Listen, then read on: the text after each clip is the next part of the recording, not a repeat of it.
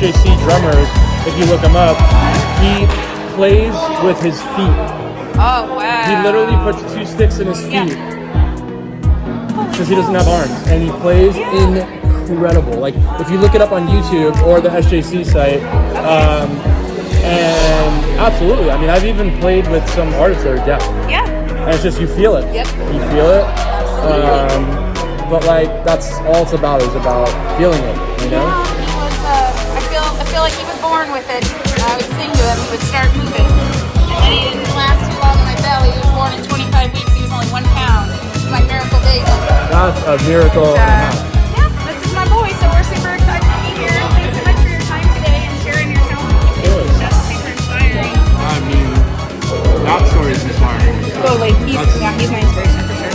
Beautiful. That's a beautiful thing. And just, you know, keep playing. I learned a lot of. I went to Bobby Sanabria, who's an Afro-Cuban drummer. Look up his videos. A beast. He kicked my.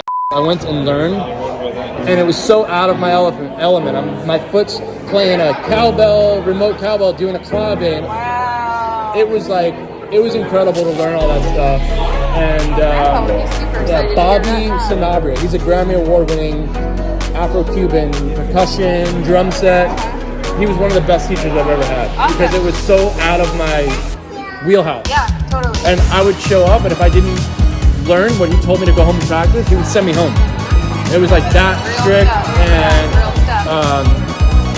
it's and you go here, right?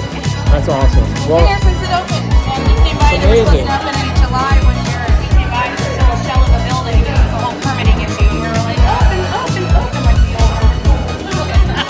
and that's so, like, my parents were the same way. They took me and lugged my gear around no matter what, when. So, like, thanks for supporting me. I've lugged his little mini set to school, and he's got one. Awesome. Thank you so much. So nice to meet you. Awesome. Keep drumming, keep kicking.